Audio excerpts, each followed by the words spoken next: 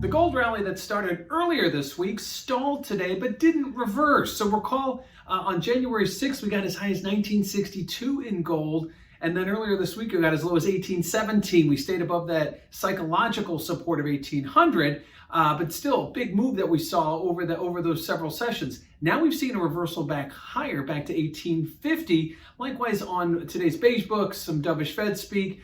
Nothing really out of left field that would have driven gold prices higher, but just a lot of little tidbits here and there, taking us back to the 200-day moving average. So we did dip below the 200-day moving average for several sessions. Now we are back at the 200-day, kind of waiting for that next catalyst event or that next bit of news that could drive gold prices higher or lower. Obviously, gold, a very emotional commodity, will trade that way, but right now kind of sitting in the mid zone, waiting for something to happen, hovering at the 200-day moving average. Now, the dollar, which typically fuels gold prices higher or lower, depending on which way the dollar is going, held its bid. So while the dollar was going up today, it didn't really have much of an effect on gold. Now, the dollar also bottomed out recently and has seen a small bid higher. Recall that the dollar index traded between 92 and 94 from July to November. But then after November, it started to slide even lower, got as low as 89 and change, and now is back up above 90. So we are still a long way from normal in the dollar as we look at it over the 2020 price range. However, we are seeing a bit of a move off those lows. That did not have an effect on gold today. Gold kind of holding steady, seeing a modest uptick, whereas the dollar was up as well.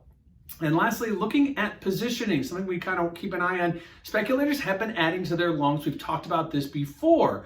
Now, we get the report this Friday for last week, which would have shown the move through 1900 from 1962 down to those lows. It'll be interesting to see if speculators held on for that move or if they exited and then likely may have gotten back in off these recent lows. We will the report should show us where the speculators' positioning has changed. Obviously, it's been a very bullish formation in positioning. We've seen them continue to add to longs as gold prices went higher. But on a big move lower, it's very common to see speculators getting out and then wait for better areas to buy back. So speculators could be the key as to the next momentum trade in gold, whether it be up or down, given where gold prices go away from the 200-day moving average. So a day, kind of a sideways trade, maybe a little bit higher in gold today, but certainly waiting for that next it moment could come any day.